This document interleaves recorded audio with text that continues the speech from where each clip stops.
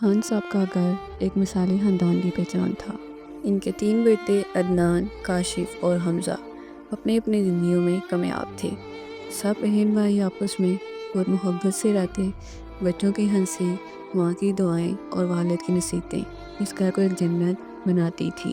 مگر پھر ایک بدگمانی نے سر لیا۔ عدنان کی بیوی سارہ بہت ذہین اور سلجھی ہوئی عورت تھی، جبکہ کاشف کی بیوی ندا ہمیشہ دوسروں کی باتوں میں آ کر شک کرنے کی عادت رکھتی تھی۔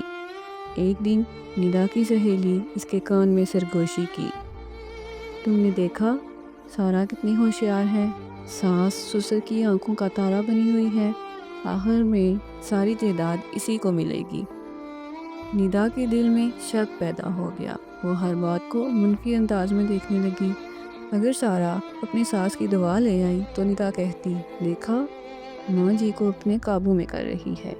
اگر عثمان اپنے والد کے ساتھ زیادہ وقت گزارتا تو وہ سوچتی یہ سب جائیداد کے چکر میں ہے۔ یہ زہر آہستہ آہستہ پورے گھر میں پھیلنے لگا۔ ندا نے اپنے شوہر کاشف کو بھی اپنی سازش میں شامل کر لیا۔ کاشف کو بھی شک ہونے لگا، وہ ہر بات میں اپنے بڑے بھائی عدنان کی نیت پر شک کرنے لگا۔ حمزہ جو سب سے چھوٹا تھا، اس نے بھی دیکھا کہ گھر کا ماحول دن بہ دن خراب ہو رہا ہے۔ وہ سب کو سمجھانے کی کوشش کرتا، مگر بدگمانی کا زہر بہت گہرا ہو چکا تھا۔ کئی بار خان صاحب اور ان کی بیوی نے بیٹوں کو سمجھانا چاہا کہ یہ سب شیطان کا کھیل ہے، مگر ندا اور کاشف کے دماغ میں صرف ایک ہی بات تھی، ہمیں ہمارے حصے کا انصاف نہیں ملے گا۔ ایک دن معمولی سی بات پر زبردست جھگڑا ہو گیا۔ کاشف نے عدنان پر الزام لگایا کہ وہ والدین کو قابو میں کر کے ساری جائیداد پر قبضہ کرنا چاہتا ہے۔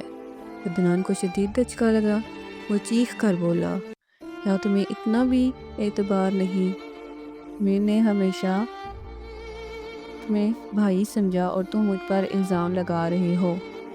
معاملہ اتنا بگڑ گیا کہ خان صاحب کو فیصلہ لینا پڑا۔ دونوں بھائی الگ ہو گئے۔ وہی گھر جو جنت تھا اب تقسیم ہو چکا تھا۔ کچھ سال بعد جب خان صاحب کا انتقال ہوا، تب ندا کو احساس ہوا کہ ساری جائیداد سب میں برابر تقسیم ہو چکی ہے، کوئی دھوکہ نہیں ہوا، کوئی حق نہیں مارا گیا۔ خود سے نفرت کرنے لگی کہ اس کی بدگمانی ایک ہنستا بستا گھر توڑ چکی ہے۔ کاشف بھی اندر ہی اندر ٹوٹ چکا تھا۔ ایک دن اس نے ہمت کر کے عدنان سے ملاقات کی اور آنکھوں میں آنسو لیے کہا، بھائی میں شرمندہ ہوں، میں بغیر تصدیق کے تم پر یقین نہیں کیا، میری بے وقوفی نے ہمیں ایک دوسرے سے جدا کر دیا۔ عدنان نے آہ بھری اور کہا، کبھی بھی کانوں کے کچے مت بنو، کسی کی کہی ہوئی بات کو بنا سوچے سمجھے مان لینا سب سے بڑی بے وقوفی ہے۔ ہم نے اپنی خوشیاں خود اپنے ہاتھوں سے برباد کر لی۔